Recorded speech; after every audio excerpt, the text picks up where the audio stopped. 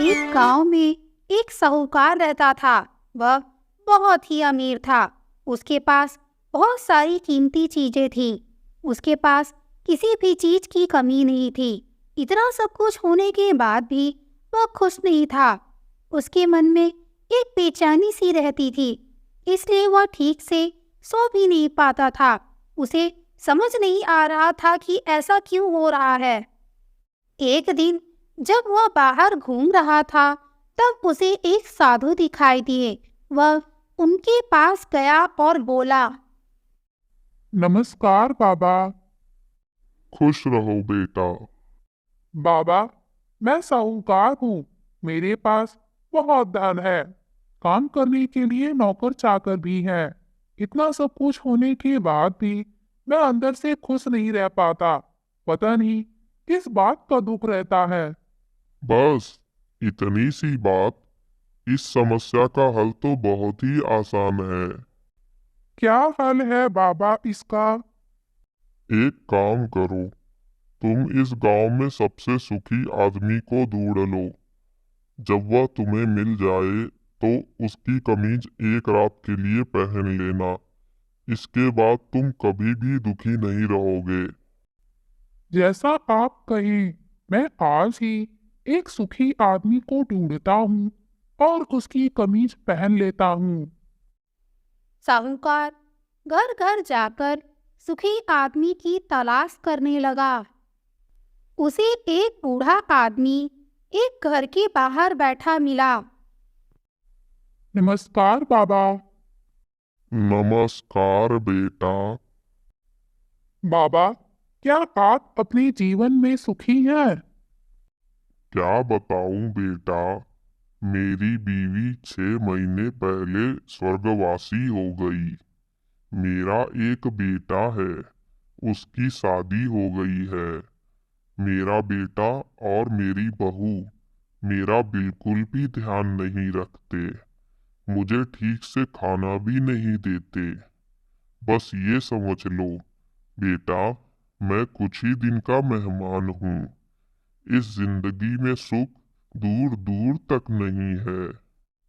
विश्वास रखिए बाबा, सब ठीक हो जाएगा। अब विश्वास रखने का समय खत्म हो गया है बेटा। साहूकार आगे बढ़ता है। उसे एक किसान खेत में काम करता हुआ दिखता है। वह उसके पास जाता है। क्या तुम अपने जीवन से संतुष्ट हो? हाँ, मेरे घर में मेरी पत्नी और बच्चे हैं। परिवार के साथ समय बिताता हूँ तो बहुत खुशी होती है, पर कुछ चिंताएं भी रहती है। कैसी चिंताएं? खेती करके जो भी कमाता हूँ उसमें से ज्यादातर तो बच्चों की परवरिश में ही खर्च हो जाता है। बाकी जो बचता है उससे ही घर का खर्च चलता है। भविष्य के लिए मैं कुछ बचा नहीं पाता। इसी बात की चिंता रहती है। और कभी कभी बच्चे किसी चीज की इच्छा करते हैं तो मैं उसे पूरा नहीं कर पाता हूँ। उम्मीद करता हूँ कि आपकी चिंताओं का कुछ हल निकल जाए। साहूकार इसी तरह पूरे गांव में घर घर घूमकर एक सुखी आदमी की तलाश करता है, पर उसे निराशा ही मिलती है। जिससे भी वह मिलता, उसके जीवन में कुछ न कुछ समस्याएं या चिंताएं जरूर रहती हैं।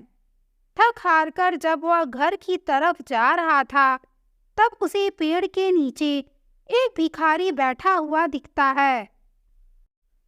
साहूकार सोचता है कि इस भिखारी पर तो दुखों का पहाड़ होगा, फिर भी चलो इसका हाल ले लेता हूँ। कैसे हैं आप?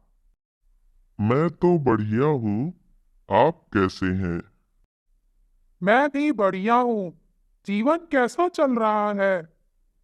जीवन पेड़ की छांव में दिन गुजर जाता है। आराम से जिंदगी बीत रही है। साहूकार भिखारी की बात सुनकर हैरान होता है। वह भिखारी से पूछता है, कोई समस्या या चिंता तो नहीं है? नहीं, मुझे न कोई समस्या है और न ही कोई चिंता। दरअसल मेरी कोई इच्छाएं ही नहीं है। जो कोई मुझे कुछ खाने को दे देता है, मैं उसे धन्यवाद कहता हूँ और खाना खा लेता हूँ। साहूकार सोच में पड़ जाता है।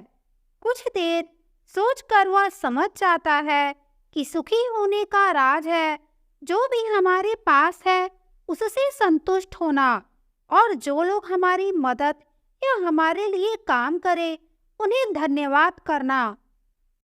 वह अपना समय व्यर्थ ही सोचने में लगा देता था, इसलिए वह अपने आसपास की चीजों और लोगों पर ध्यान नहीं देता था। वह फैसला करता है कि अब से अपने आसपास जो भी है उस पर ध्यान देगा। वह मन ही मन साधु को अपनी आंखें खोलने के लिए धन्यवाद करता है और अपने घर लौट जाता है।